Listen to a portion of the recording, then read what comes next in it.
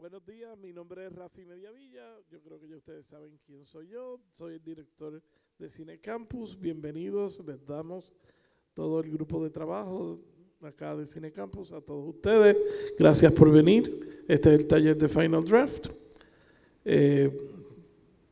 Primero pues quisiera con ustedes compartir algo, las preguntas, vamos a tener, él va a hacer su presentación, nuestro recurso, y después vamos a estar abiertos a Q&A y ustedes pueden hacer preguntas. Básicamente levantan la mano, hacemos la pregunta y él la contesta. También es importante, no graben, por favor, la presentación.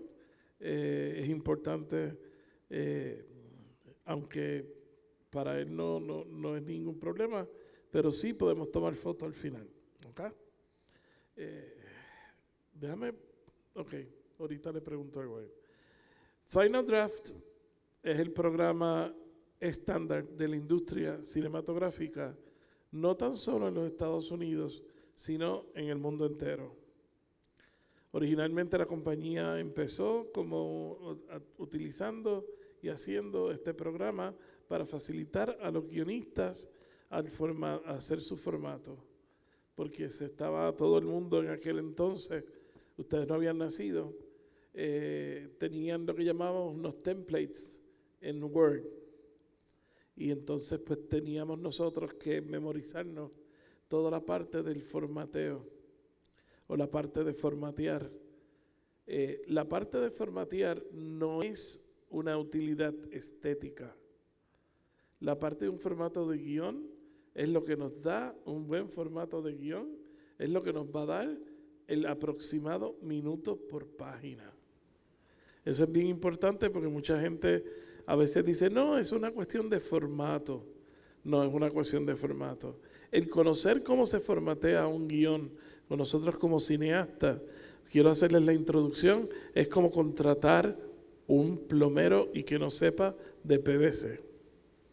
O sea, toda persona, aunque no tenga interés de convertirse en un guionista, pero va a trabajar en el arte, séptimo arte, de realizar películas, debe reconocer un formato correcto de guión.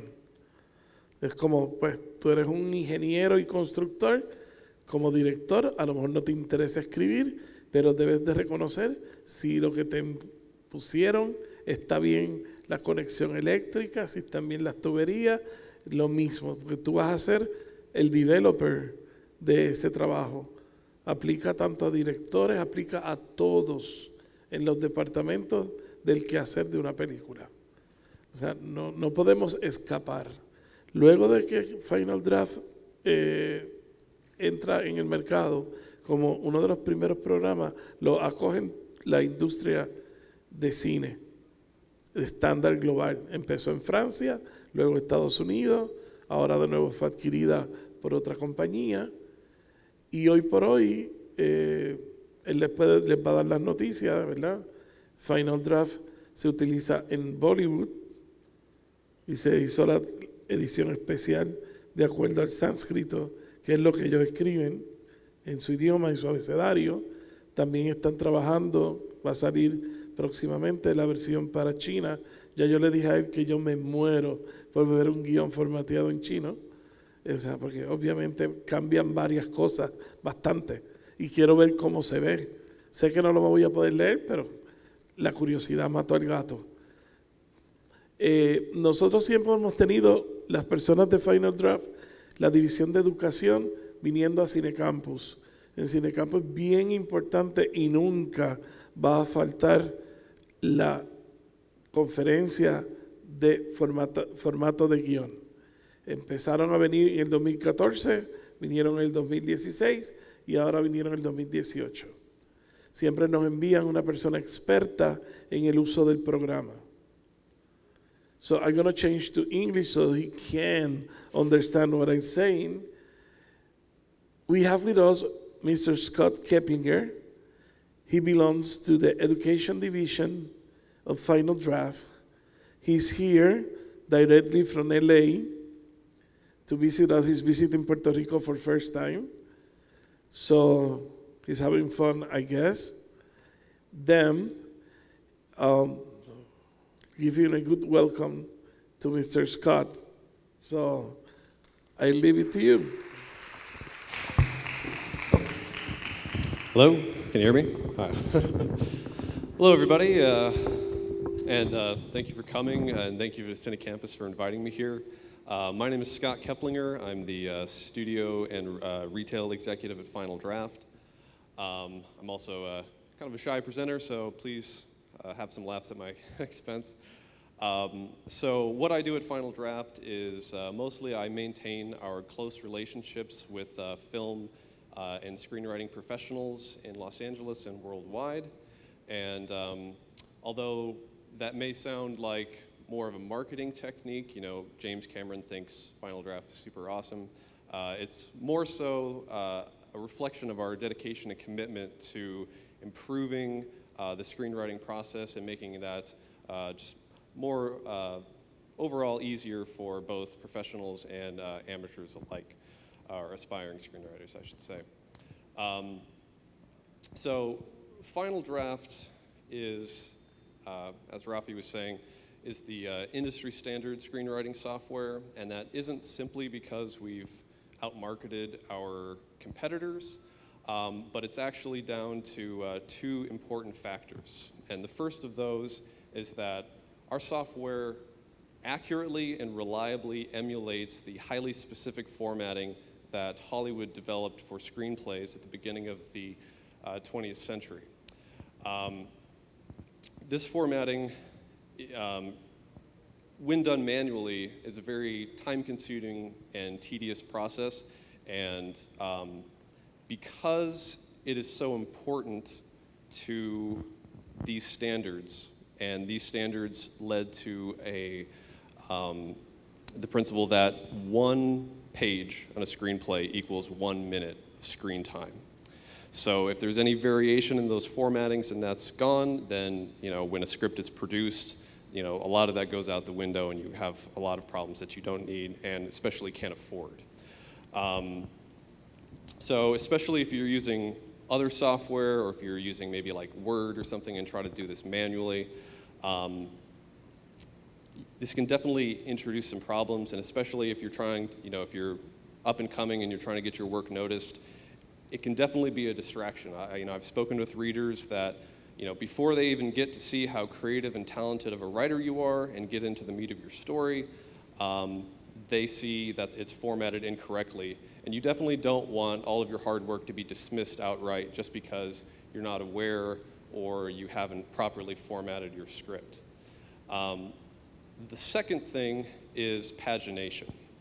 Now, if you're using other software, or if you're just using like Google Docs or something like that and putting your scripts together manually, you may send your document over to a writing partner or an agent or something like that, and if you have 120 pages and they have 130 pages, that's a really big problem, because what a producer is going to do when they actually want to make a script is, as some of you probably know, a script is broken down into 1/8 of a page.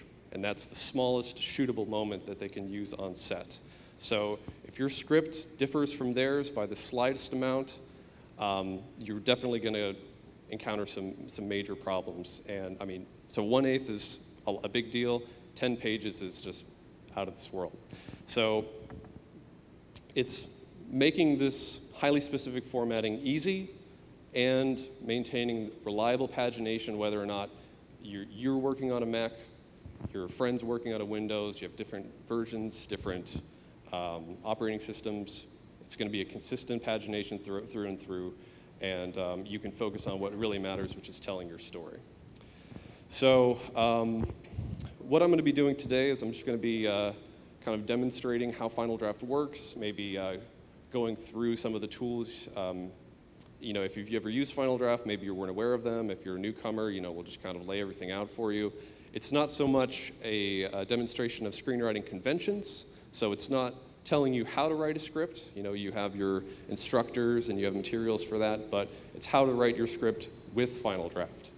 So, and you'll see that I'm using a Mac computer. The majority of our customers are Mac users, but you know, I personally use a PC.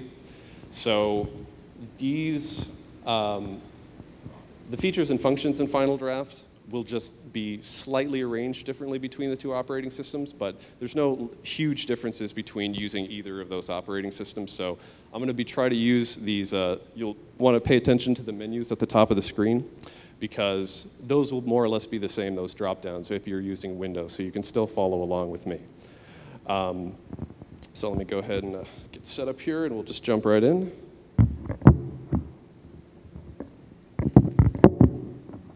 One second. All right. Feels like I'm playing piano.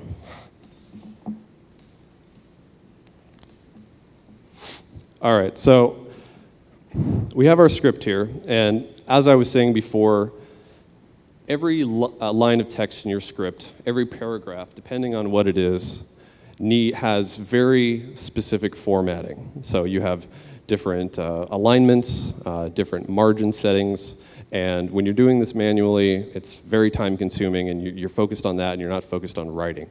So what Final Draft does is it simplifies that by letting you designate the type of paragraph before you start writing. So instead of memorizing those margins or whatever it's supposed to look like, you know that you're going to write a line of action, or you know that you're going to write some dialogue, and you tell the program that, and then you can just continue on with your script. So as we begin here, sorry, I'll try to do both of these simultaneously. So the easiest way is just to get in and pretend like we're writing our script from scratch here. So as every script, we'll start with exterior, house. All right. Everybody see that all okay? Not too bad? See if I can zoom in a little bit. Where are we? Better? Okay. All right. So you'll see that it began on a scene heading, or what you would know as a slug line, and I didn't have to worry about anything. I just typed out what I knew where that scene was going to be, and I didn't think twice about it. Now, there's two ways to get through writing your script, and you can do this, you can learn this inside 5 minutes, and you'll pretty much be using either the Enter or Return key or the Tab key. So we'll do the Enter first, and we'll just see how that works. So after I've written my scene heading, I'll hit Enter, and it'll move down just like any word processor would.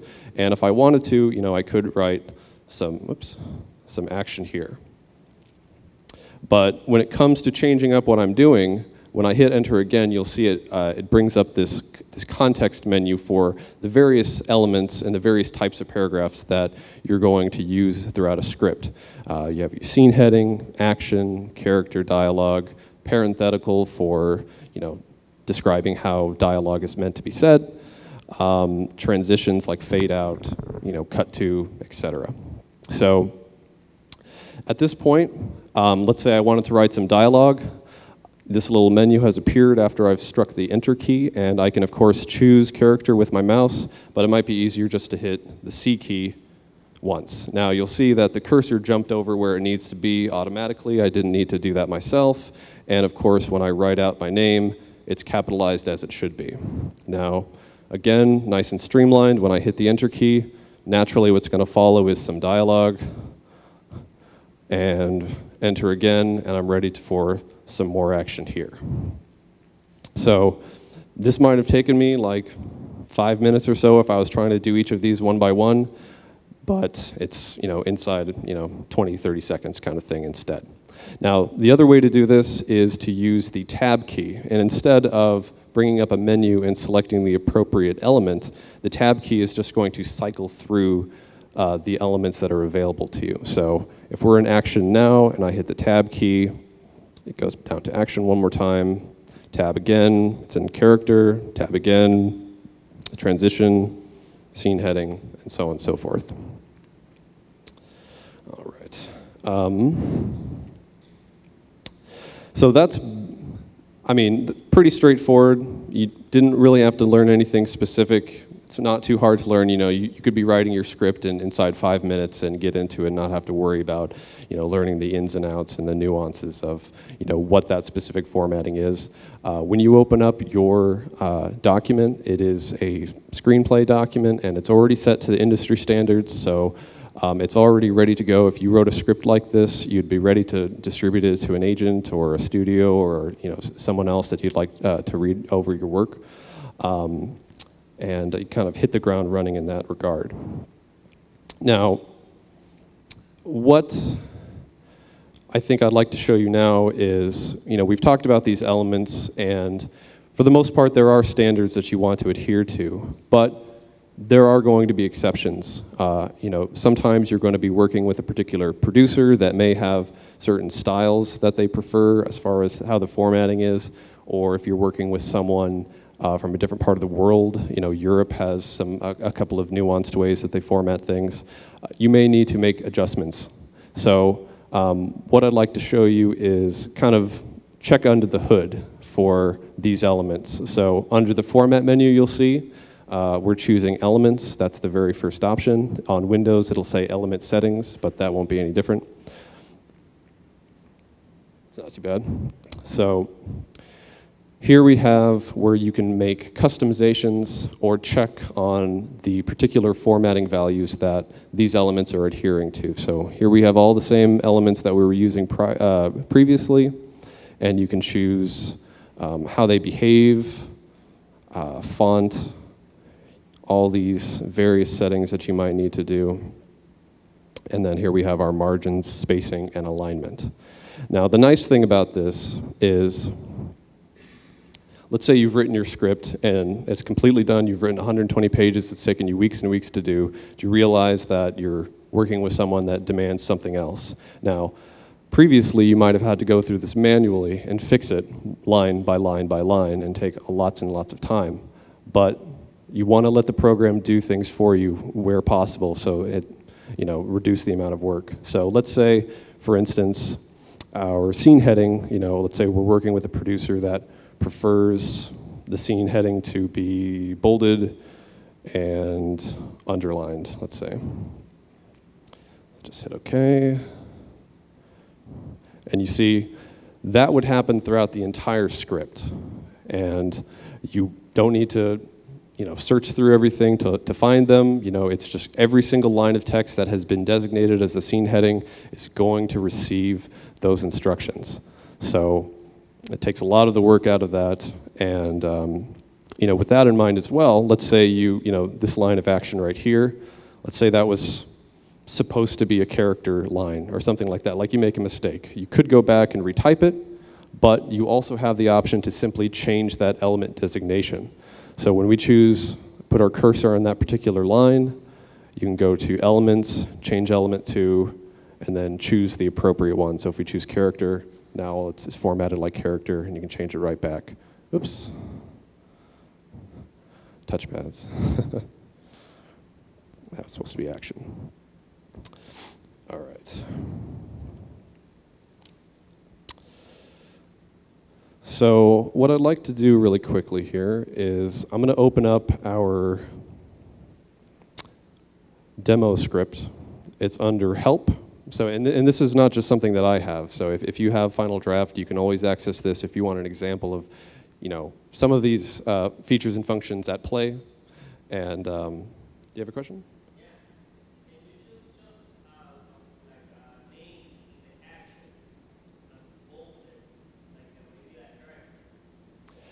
That would be something you would do manually, just because when you designate an element, it's going from margin to margin.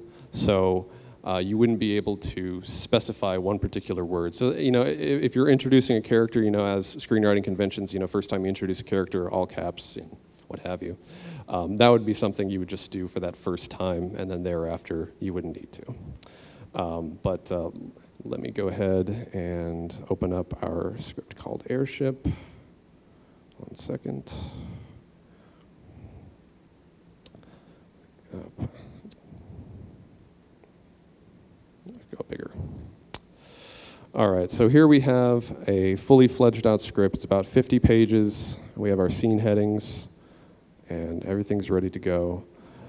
Now, most screenwriters, instructors will tell you that before you begin writing your script, you have to have some kind of structure laid out.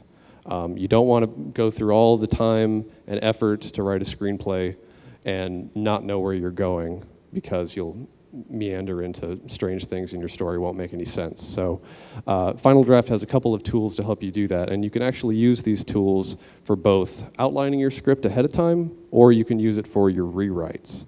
I'd like to just kind of show you a couple of those. So first and foremost, we will look at scene view. Now, this is something that Final Draft is populating for you automatically using the scene heading element. So every scene heading and every scene that you've written throughout your entire script has made one of these cells that you're looking at here.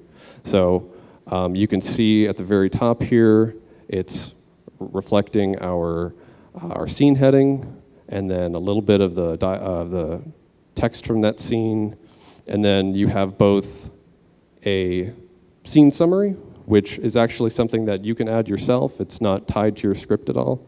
And then at the same time, you have some scene notes, which again are not directly tied to your script. So you can make notes, or if you give this to a producer or an agent, they can give notes on your script, and it won't affect your pagination. It won't actually be in the script.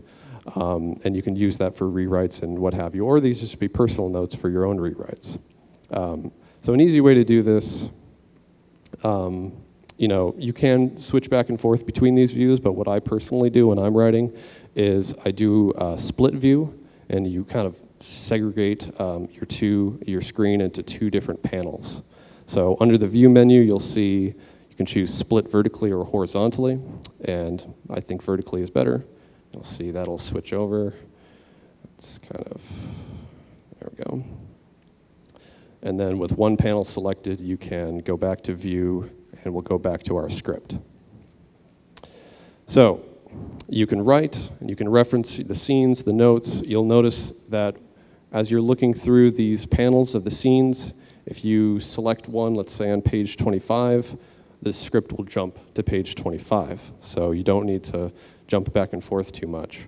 As far as outlining and working from the scene view, again, like I was saying, you can add descriptions, you can color code them. So if you want to color code the first act of your script, something particular, second act, maybe something special like red that jumps out for, an inciting incident, or an act break or something like that, you can do that as well. Another view that I'd like to show you is very similar to scene view. It's our index cards. And back before there was screenwriting software, the outlining process would very often be on, and you still see this today, in fact. The outlining process is put onto little 3x5 index cards and pinned up on a board somewhere so that you can pull them and pick them and move them around depending on if a scene is in the right place, or maybe you want to just set it aside for later. You have those options. And in fact, I can show that to you now. So if we jump up here, we have the beginning of our script. And if you just take your script, you can click and drag it. Let's say we want this scene a little bit later. Drop it. And you'll notice that because these scene panels and the script are connected, you've moved the actual text of the script. And we've done that without copy and pasting. And copy and pasting is something that you do for 101 things in every regard, but it's something you want to be careful about with your script, because if you highlight a little too much, or a space you didn't need, or you pasted it in the wrong place, that could get a little bit messy, and you don't want to jeopardize your formatting. So again, this is a situation where you want to let the program do the work for you, and you can easily shift around your scenes like that. So as I was saying, we can go ahead and look at our index card view, and we'll choose index card summary. So again, these are cards that you can color code. You'll see here it's reflecting the scene heading, again, of each particular scene. And you can add little script notes here, depending on if you're rewriting or if you're just outlining it out front. With outlining in mind, what you might also appreciate is we actually have a template that preloads about 100 cards for you to get started with. So before you've even written anything, you can go ahead and outline the major beats of your story. While we're looking at this, the program does have many, many templates pre-built, preloaded into the program that you can choose, whether these are musicals, Broadway plays, TV shows, sitcoms, graphic novels, etc. And in fact, there's like more than 150 on our website for specific shows on our website. So especially if you're writing a spec script and you're wanting to emulate the particular style or formatting of your favorite show or something similar to your favorite show, that's a great resource to have, and you can always access that on finaldraft.com. So we were looking for our index cards summary template. So we'll go ahead and open that up. And as I was saying, oops. Now we have about 100 or so cards that you can, line out the entirety of your story and before you even get started. So what you might try here is you might go back to scene view, and maybe you'll know that you're going to begin in the exterior of a house, and you can say that exterior house day, and say introduce our setting, and then go from there. What might be a little bit easier, a little tip I can show you is, let's go back to splitting.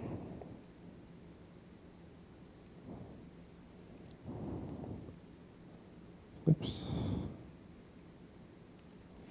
Now you'll notice that, again, because these are connected, when I write scene headings here, they appear in your script. So you could lay out all of these cards, and when you go to your script, they'll all be there waiting for you, and you just have to kind of fill in the rest of the scene. What you might do to make it a little bit easier, and typically you're not going to be doing scene numbers when you're first writing a script. That's more so reserved for when you're getting into production. But for this example, you might go ahead and add them. And sorry, I did that a little quickly. Under production, you'll see scene numbers, and here you'll just use the default settings and add them there. So after you've added all of your text throughout all of these different panels, all you would need to do is go back to the script for the appropriate scene and fill them out there. So one of the new things about Final Draft 10, is our beat board. Now, these index cards and these scene panels that we've been looking at, as I've been saying, they are tied directly to your script. So there's a lot of advantages there as far as outlining when you're ready to begin writing and ready to begin plotting out your story. But when you're still forming those ideas, the beat board is more or less a creative sandbox for you to just kind of get everything down. Think of it almost as like your whiteboard. If you're in a room and maybe you're working with someone, you guys just want to get all your ideas. Maybe you'll use them, maybe you won't. That's what the beat board is for. So let me go ahead and switch over to that. I'll show you. So this will be, it'll look a little blank at first, and all you need to do is just double click, nice and easy, and it'll create one of these cards. And you'll put in a title for it maybe, and some notes. And this can be anything from character notes. You could plot out an entire season, with all your episodes here. You can color code these. There's not really a right or wrong way to do it. This is more so, your place to brainstorm. And like I was saying, these aren't tied to your script, so you can, go crazy, and you won't have to worry about it affecting anything that you've worked on. So let me just kind of jump back to our sample script here, and I'll kind of show you what that might look like a little fleshed out. So this is what the beat board might look like, and you might color code these by again, by your acts. You know, I had an internship in a writer's room in Los Angeles where they color-coded their cards by the character stories. So, you know, if you have 3 or 4 scenes with one particular character that might be a little too heavy, you might want to kind of alternate a little bit. So, you know, you can do that here. You know, it's everything from ideas to locations and, you know, it's really whatever you want. So there's a lot of potential here and flexibility too. Now, the other counterpart to the beat board is what we call our story map. Where am I? There we go. So the story map is a way for you to start committing these beats to a linear progression that you can follow. Again, just like the beat board, this isn't tied to your script, so this is purely a guide. You know, if you want to reference your brainstorming, you can do so, and when you're doing so, you can kind of start to put it as assign your beat cards to have particular page goals. So, for instance, you may have your inciting incident and say, I want the page goal to be page 10. So all you would need to do in that situation is just click and drag your card, drag it up, and let it go. Now, if you wanted to reference this later, let's say you weren't looking at the beat board, but you still had the story map up, you know, we were back like so. If you hover your mouse over these diamonds, there we go. It'll preview the contents of that particular beat. And again, you can color code these. You'll see this one's a little bit different. We'll move back here. So we have beats, but then we also have structure points. And the structure points behave almost identically to beats, but you might use those for more prominent moments in your script. And again, you can choose a structure point. You'll notice that it's a little bit bolder, so again, you might use this for act breaks or something like that. And you know, they work exactly the same. You'll also notice here that the story map has this horizontal line that goes throughout, and you'll see these colors interspersed. And those colors are actually a reflection of the color coding of the scenes, the scene panels, and the index cards that we were looking at earlier. So, you know, everything's kind of connected in a very convenient way. So if we were looking at our script, and let's say we were looking at these, now we're not looking at a card in this situation, this is previewing the notes from the index cards. So everything kind of overlaps with each other, and there's a lot of ways to access the information that you've put into your file, no matter where you are in the writing process. And again, clicking on it there takes you right to that scene in the actual script file as well. Now, you'll also notice that the story map has these page goals, these page numbers for each card. They go up to about 55. That's more or less a goal, so it doesn't need to be that. All you need to do is change the target script length by clicking on that story map. And you know, if you say, I know I want my script to be 120 pages, or I know I want it to be a short, so maybe 30 pages. So if we change it here, you know, it will change to reflect that. Now, you'll notice that a bunch of these numbers just became red. And the reason for that is because the script that you've actually written is more than 30 pages. So, you know, your computer's not going to blow up. It doesn't mean anything necessarily. It just means that you've exceeded your own personal goal. So there's no consequences to that. It just means that you've probably overridden a little bit. Let's see here. Try to stay on point.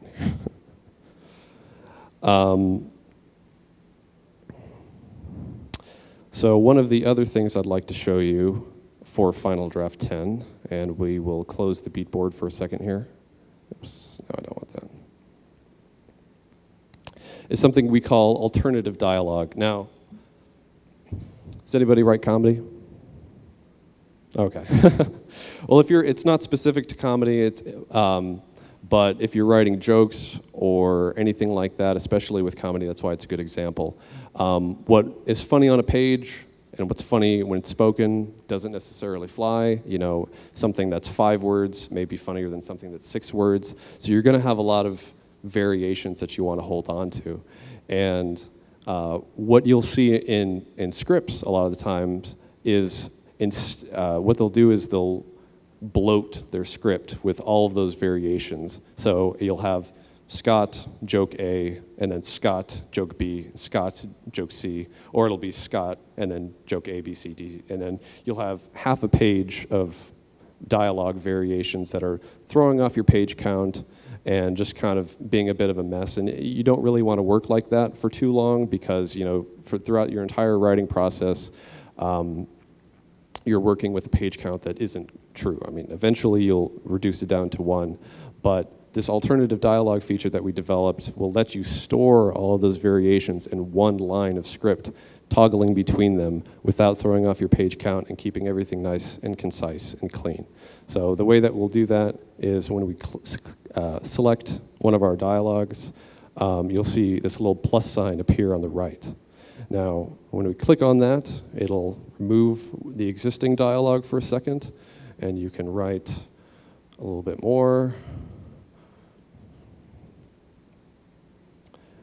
and then move on.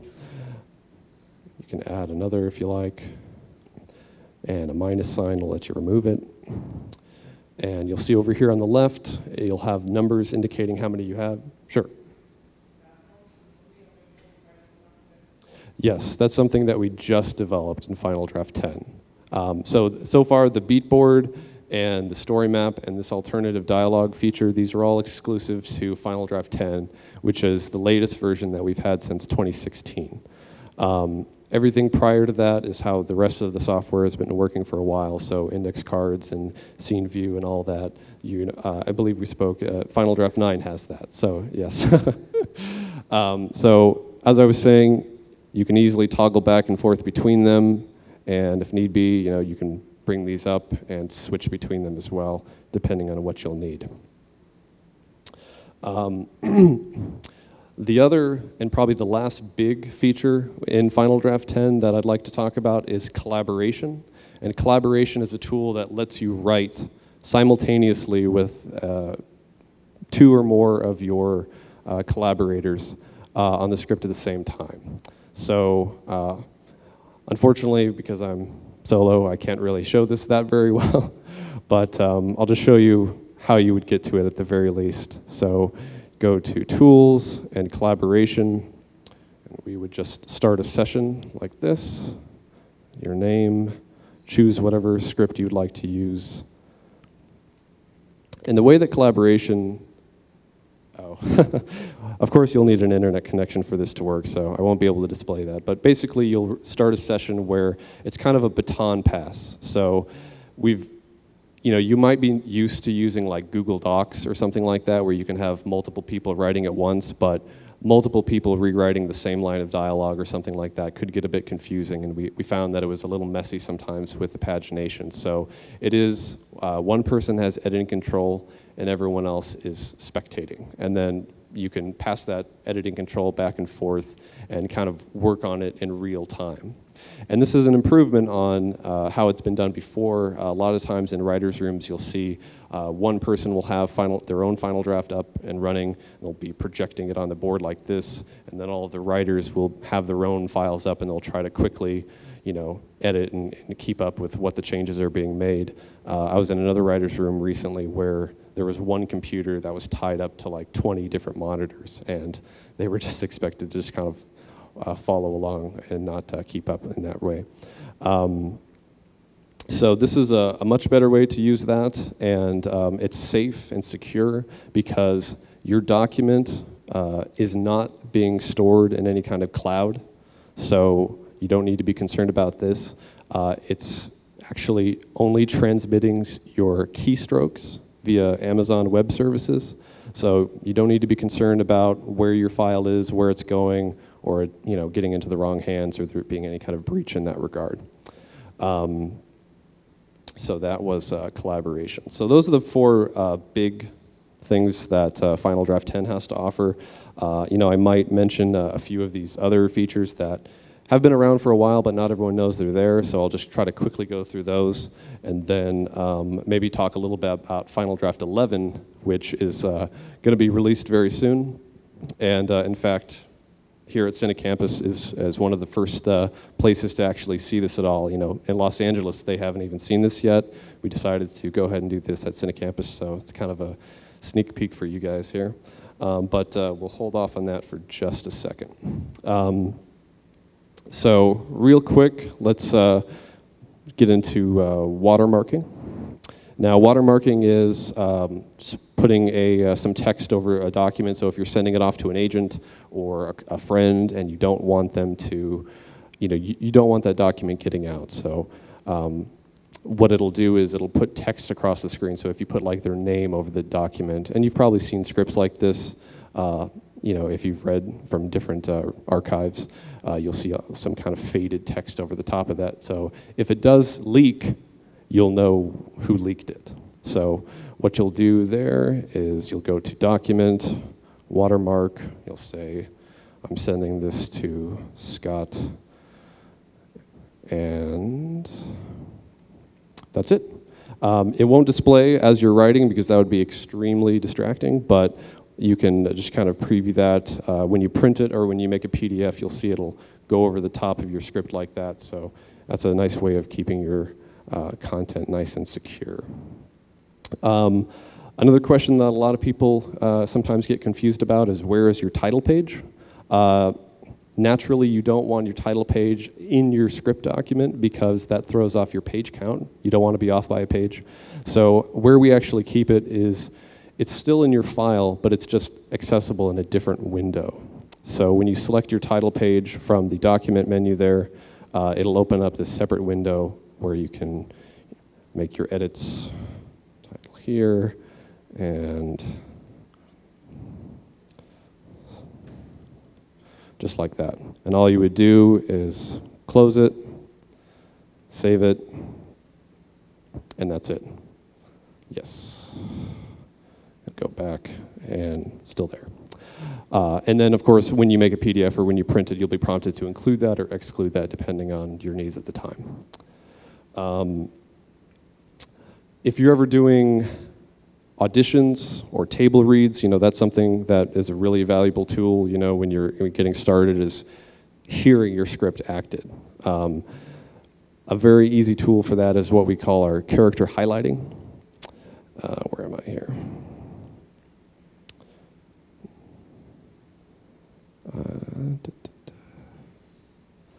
I seem to have forgotten where it is.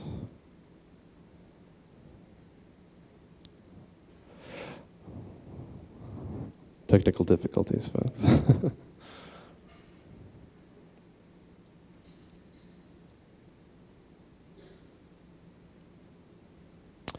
So basically, once I find it, there we go. That's where I thought it was.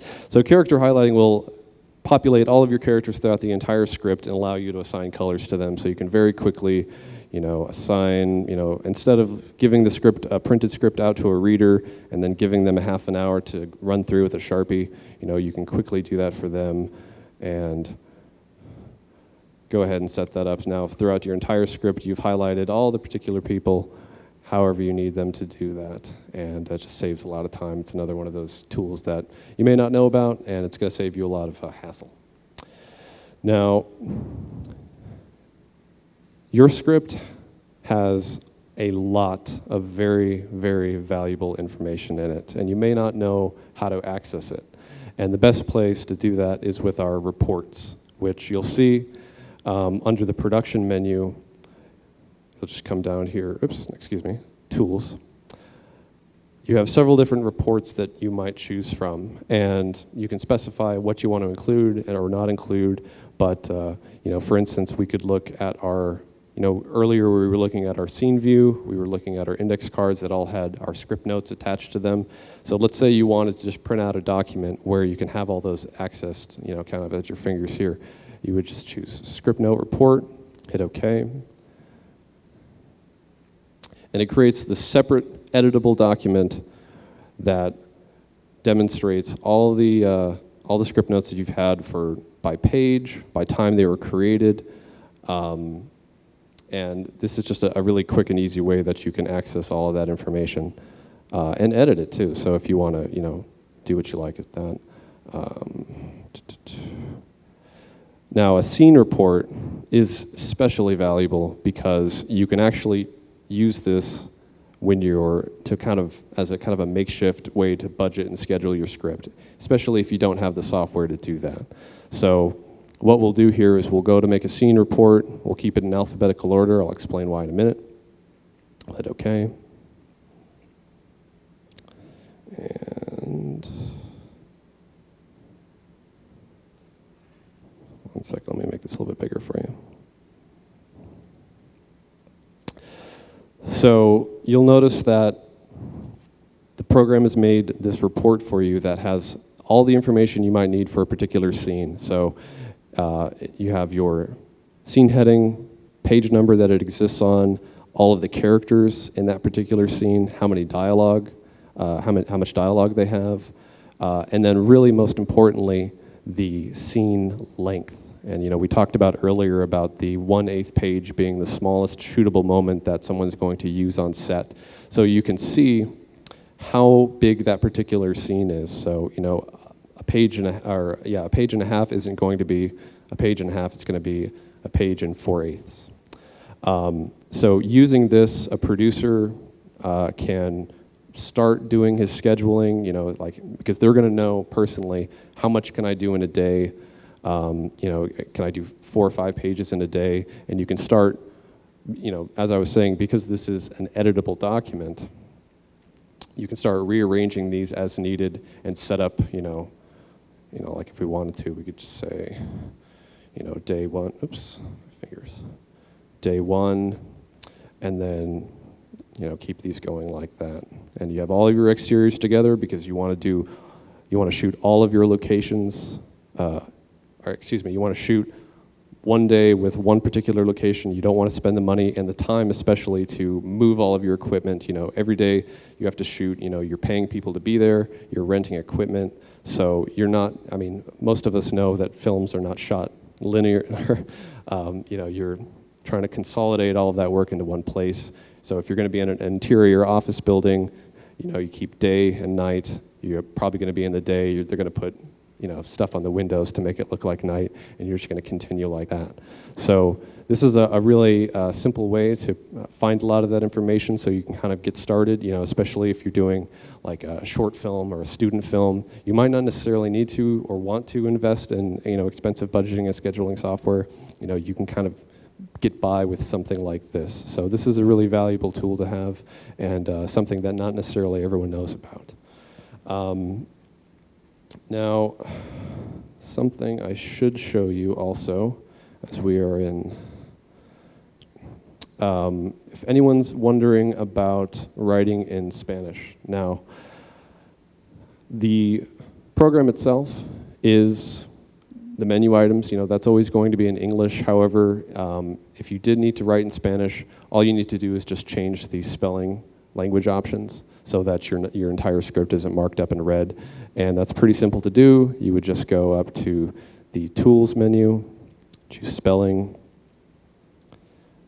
and might be a little bit tiny. Under Options, and you'll see Spanish we'll have here. So as soon as we choose that, of course, all of our English is now wrong, but which may be a little tough here in Puerto Rico because I imagine there's probably a mix here and there, so it'll be kind of a pick your poison kind of situation, whether or not you want, maybe there's a majority of one, but certainly if you're writing primarily in Spanish, you can easily change that. Now, that was pretty simple on a Mac. Where it loaded a bunch of the most common languages. If you're on a PC, so during installation, you'll be prompted to install those additional languages, so just keep that in mind if you're using a Windows machine. Another thing that is worth mentioning, and I don't have a file to show you how this might work, but for a lot of you, you might be using different software, you might be using Microsoft Word, and you may want to try Final Draft, but you want to bring your file over. Now, as I was saying earlier, copy and pasting is often not the best way to do that. There is actually a procedure to do so, and again, I apologize I can't show it to you right here because I don't have a file to use. But there are instructions online for this that I can tell you. Just ask me after the presentation. Basically, what you'll need to do in your respective program, and this is the same way you do it regardless of what program you're using. So if it's Microsoft Word, if it's Celtics, you're going to make a plain text or a rich text file, and then you're going to import that into Final Draft. And what Final Draft is going to do is going to do its best to put that back together for you. And it's about 95% accurate as far as getting each line to be its respective element. Scene headings are scene headings, actions are actions. Again, maybe give it a once over. You don't, just to make sure that, you might have to make some minor corrections here and there. But most of the time, the problems that do occur is just that mismatch of elements. So, we were looking at it earlier where this was supposed to be action or this was supposed to be a scene heading. Again, you can just go to Format, change element, change it to a scene heading, nice and easy. So it's not too bad, just a little bit of work, but you can easily get your script into Final Draft and continue working on it just like that. Now, before we move on to taking a look at a sneak peek at 11, quick time for any quick questions before we jump into something new? Yes, Carlos.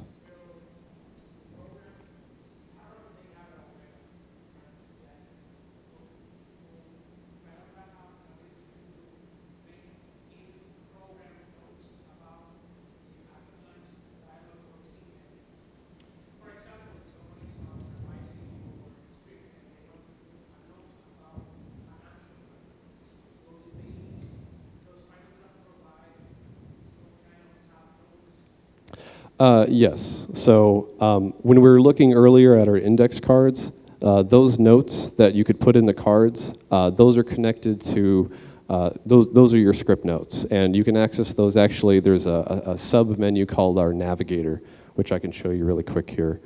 There's not a menu for it here. Okay. So actually, we'll try it for the first time here. So let's say you had, let me switch this back to English actually, sorry.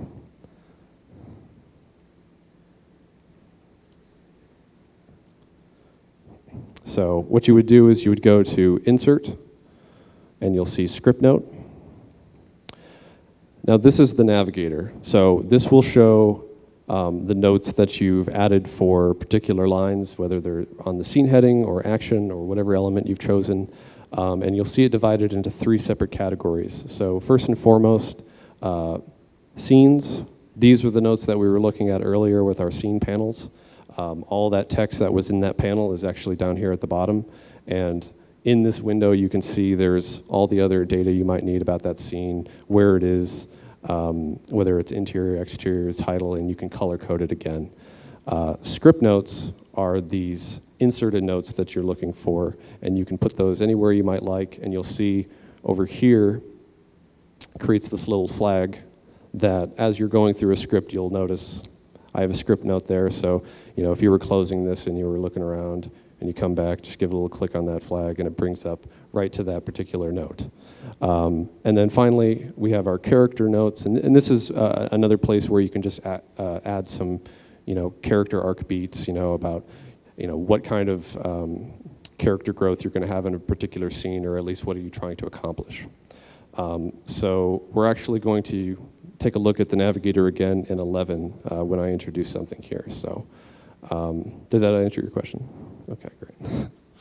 So give me 1 second here.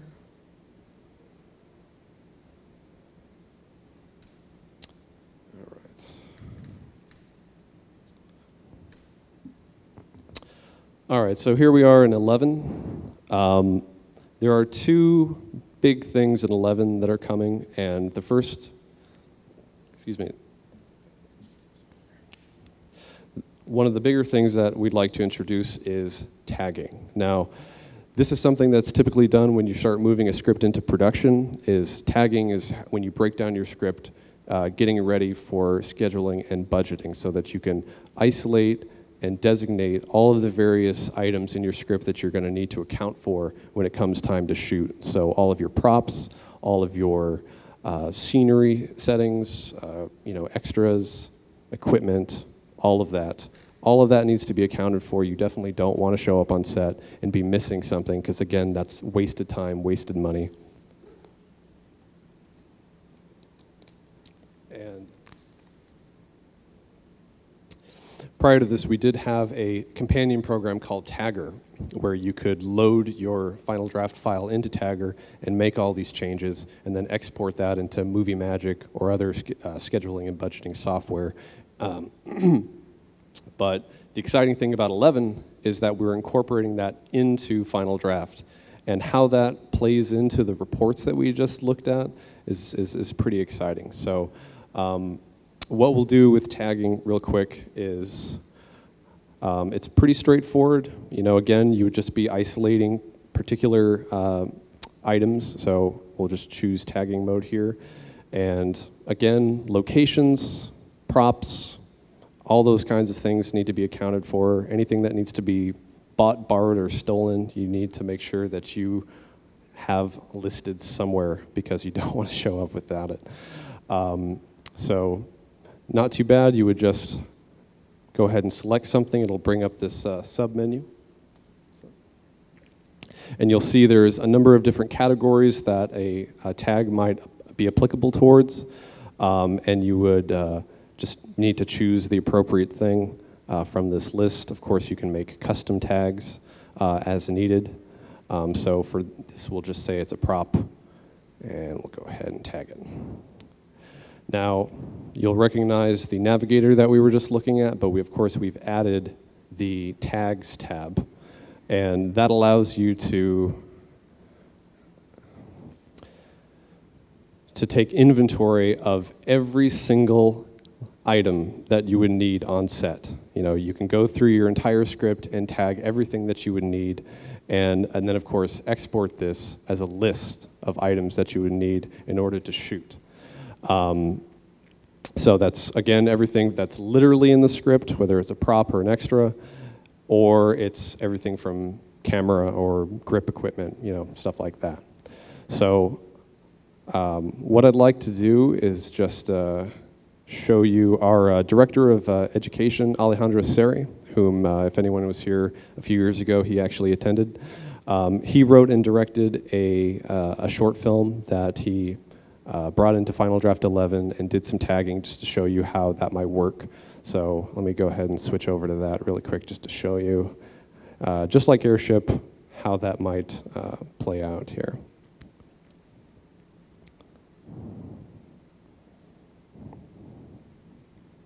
All right.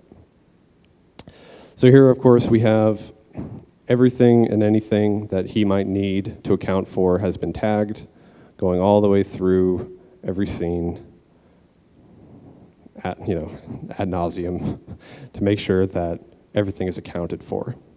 Now, the value of this and where this is going to come into play is in those reports, like I was saying. So if you choose reports, and now we see tagging reports as a new one.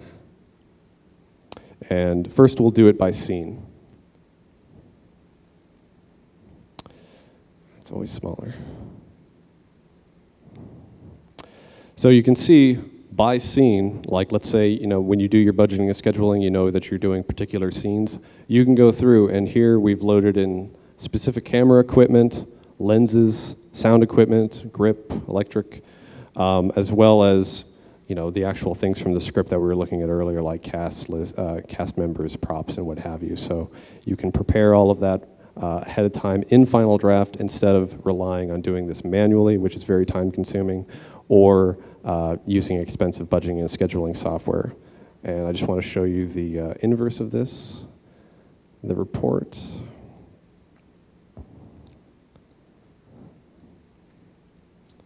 We'll do it by tag now. So conversely, everything's smaller.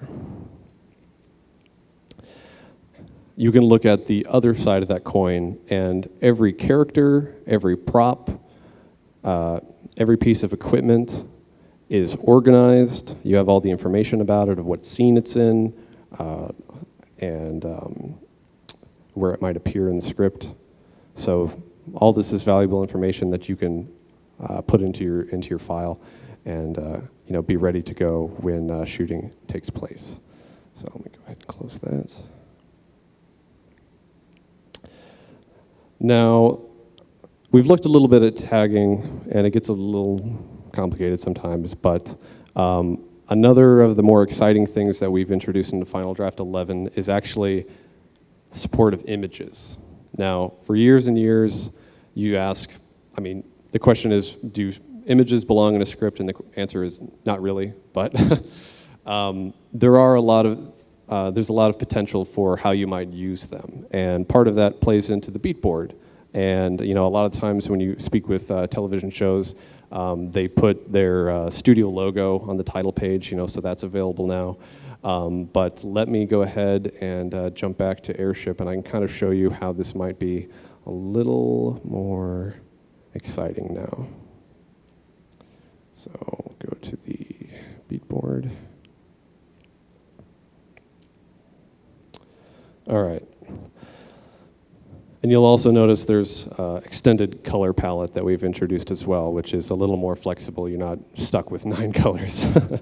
So now you have a little more flexibility of how you might, you know, imagine your film and your story. You know, you can put concept art here that, you know, you have a friend draw up for you. You might have some location shots that you can throw into the beat board.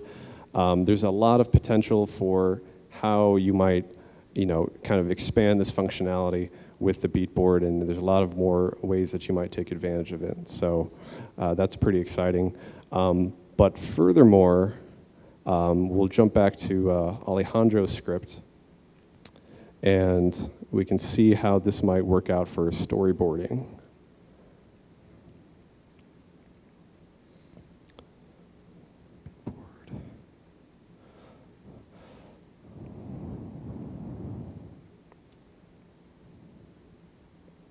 Oops, it's a little big, but oh well.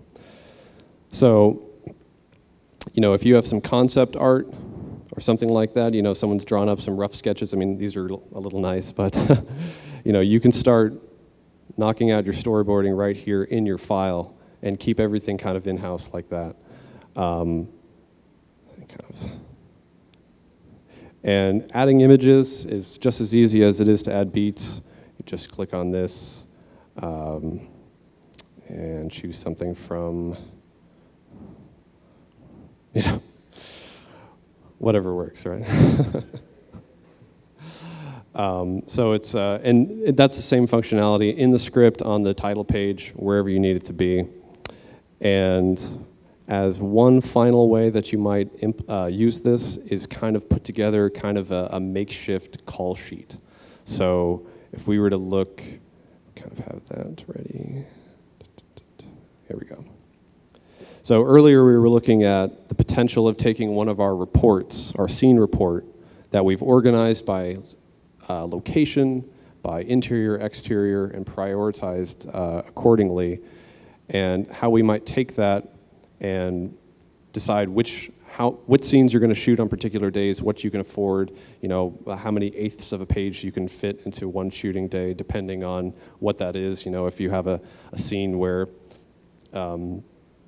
you know, there's a love-making scene that might take a little bit longer than you might think, you know, because actors get a little shy. So there's all these kind of things to consider, but here we go. Jeez. Yeah, touchpads. So here's another way that you can use images in the document here, and then you can just, you know, this is something that as a, you know, if you're a writer-director, this is all you need on your day. You know, you just have this and you kind of can lay out what you're doing for that particular day, and what your goals are as far as your shots and the equipment you might have and what have you there. Let's see here. So those are probably the most prominent things that Final Draft 11 is introducing. There's a lot of potential there for production as far as images and those tagging. You know, that's going to be very, very valuable for, you know, when you take your script to the next level. We're also introducing Unicode support, which, especially if you're using accents, for Spanish, or if you're writing in another language. Sometimes in the past there used to be some problems with that. You might not see it on certain operating systems. I know on Mac sometimes it would come up as, weird things. So that has been improved. You'll see a lot of better functionality in that regard. I mentioned earlier about how collaboration is isolated to one person having editing control at once, but we're introducing more flexibility in that regard, so it is going to be closer to what you're used to when you use Google Docs. So that should keep it. So yeah, I think those are the things that I was most excited about showing you guys. We can open it up for questions, yeah, I'm here to help. Yes, Carlos. Or do you want a microphone?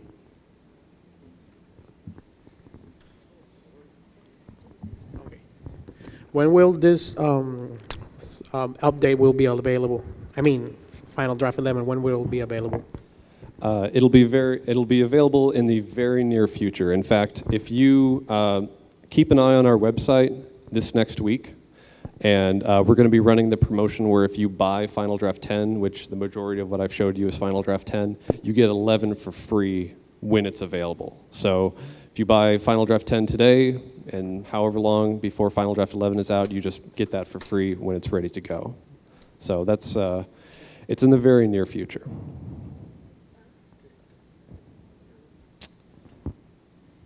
Anybody else? Yes.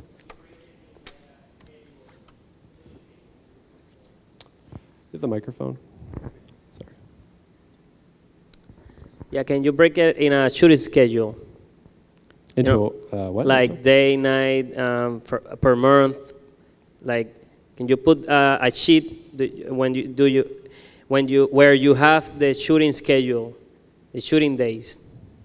Yeah, so when we were looking at these reports, as I was saying, they're editable. So, you may not see exactly that from what I've showed you, but it's kind of however you want to format it. So, for instance, if we're looking at, what Alejandro did right here, this was something that he already organized. So these would be the scenes that he would do for that particular day. So when you generate this report, you can start adding, cutting and pasting those scenes around, say this is going to be my day 1, and I'm going to shoot 4 2/8 of a page, and then day 2, and so on and so forth. And you can organize that by your locations, by, if you have like a high-profile actor, if you have Tom Cruise, you want to get him out of the way, or if you have special effects that you need to, or not special effects, stunts, probably want to do that at the end so you don't kill your actor before, the rest of the film has been shot.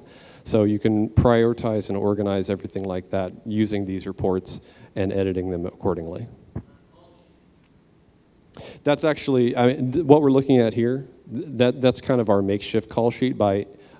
Now he had the luxury of adding these pieces of concept art, and if you have those, that's all the better, but you could be as simple as just saying, master shot of farmhouse right here, and you can kind of fill in all those blanks. But the majority of that valuable information that you need from the script in regard to how many eighths of a page it takes up, and because you're going to judge what you can do in a day. You're going to know better than anyone what you can accomplish, and that'll come with experience of, can I do 3 pages in a day, 4 pages in a day? Are these particular scenes going to be more difficult? So should I, and that's something that'll, like I said, it'll come with experience, something you'll probably want to develop, because a producer may not have these kind of considerations in mind, so you want to be able to kind of push back where necessary, and a lot of that's going to depend on you as a director. Yes. Out of curiosity, is there any tool for helping with writing simultaneous action taking place during 2 different locations, or do you just have to manually input them?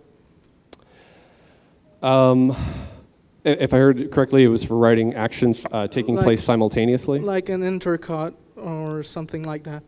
Do you have to manually input them, or is it just any tool that can help with that? There's not like a particular tool for that kind of thing. When I was learning screenwriting, there is a way to format that. It's usually, and that's going to be kind of a screenwriting convention thing where the way that I saw it in a particular book may be different from the way you're seeing it. But usually that's done by hand in some kind of way. You indicate that this is happening concurrently with something else. There is a small thing I can show called dual dialogue, which it's not going to come up terribly often. But if you have characters that are speaking over each other, let me just show you really quick here.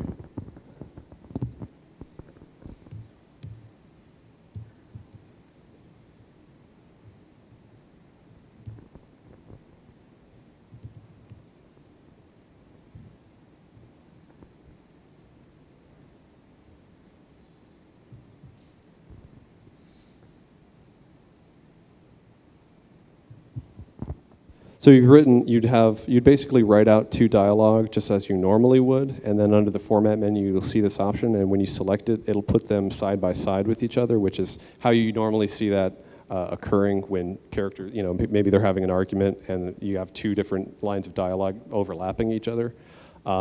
There's a small little tool for that as well, so you might try that. Now, again, it's not going to happen terribly often. I've seen this tried to be used for translations, which it's not ideal. It's a little messy, honestly.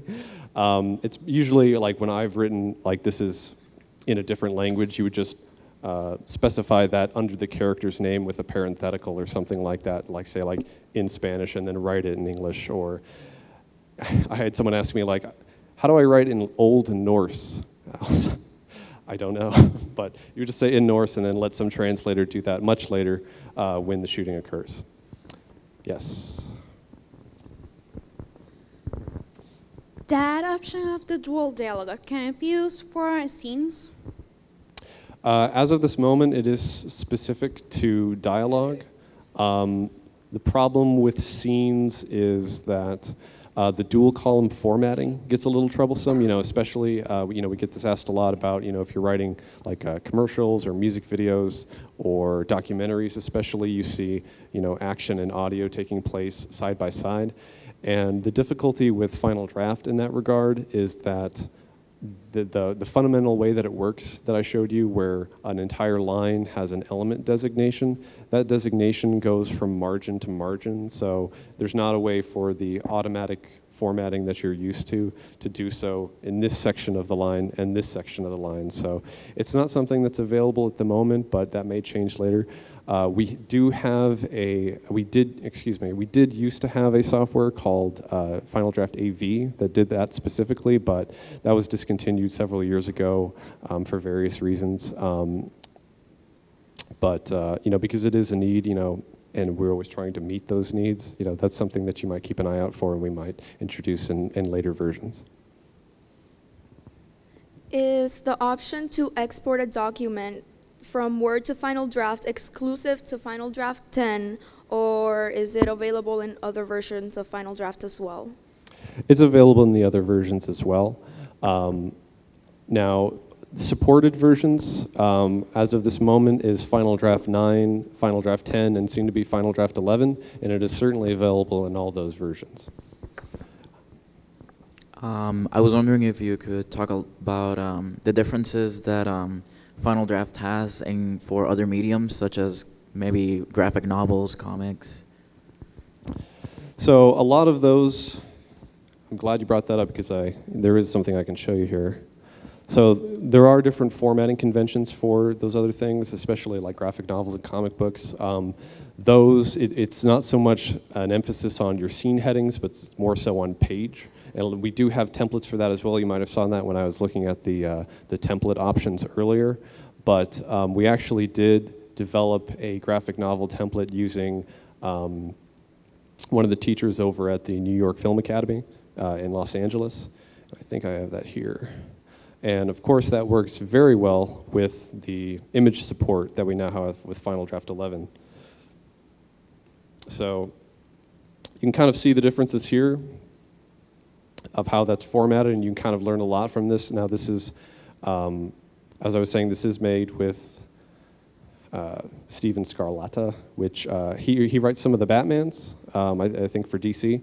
So, you know, it's coming straight from the source here, and how you might, you know, we were looking at storyboarding earlier, and that really comes into play when you look at our beat board. Let me see.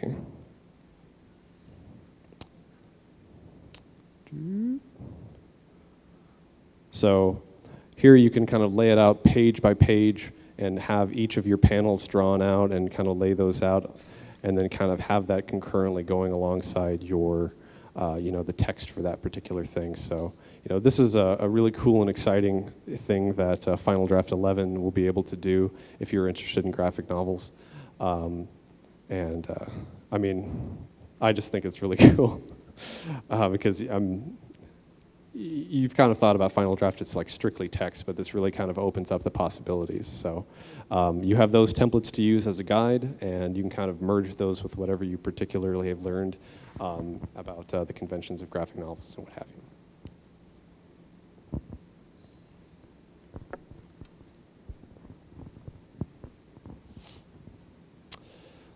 Any other questions? No? Sure. That's a good question. All right, so the software, without any discounts attached to it, is $249.99.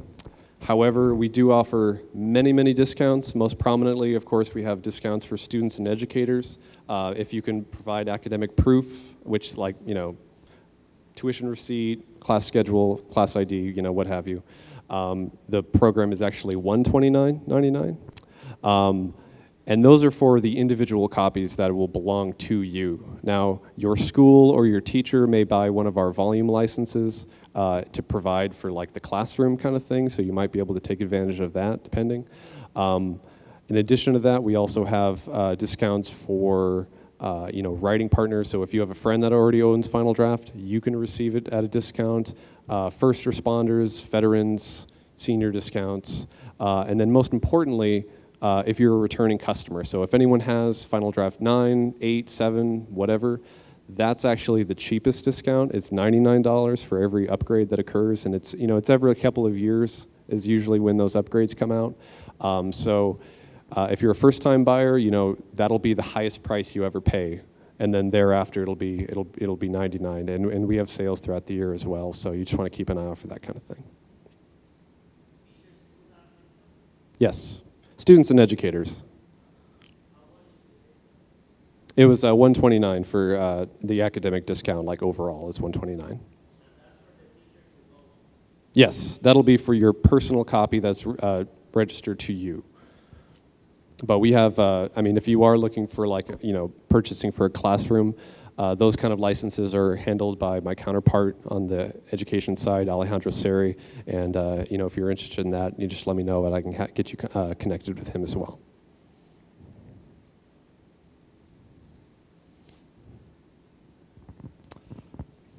Feeling all right, everybody?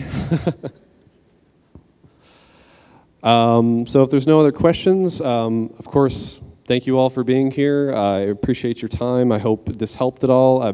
Please feel free to come up to me and ask me any questions. Take my card, email me in a month, a year. I can always answer questions here. But again, thank you again to you know, everyone here in Puerto Rico at Cine Campus. You've been very welcoming to me and kind, and I hope I can see you again next time.